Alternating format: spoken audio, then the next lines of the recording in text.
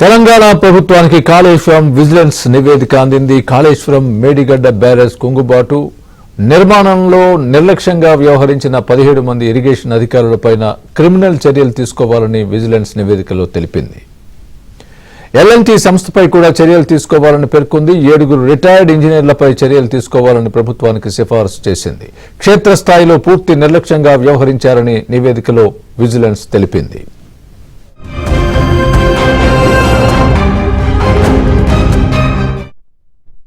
తెలంగాణ ప్రభుత్వానికి కాళేశ్వరం విజిలెన్స్ నివేదిక అందింది. కాళేశ్వరం మేడిగడ్డ బ్యారేజ్ కుంగుబాటు నిర్మాణంలో నిర్లక్ష్యంగా వ్యవహరించిన 17 మంది ఇరిగేషన్ అధికారులపై క్రిమినల్ చర్యలు తీసుకోవాలని విజిలెన్స్ నివేదికలో తెలిపింది. ఎల్ఎన్టీ సంస్థపై కూడా చర్యలు తీసుకోవాలని పేర్కొంది. 7 రిటైర్డ్ ఇంజనీర్లపై చర్యలు తీసుకోవాలని ప్రభుత్వానికి సిఫారసు చేసింది.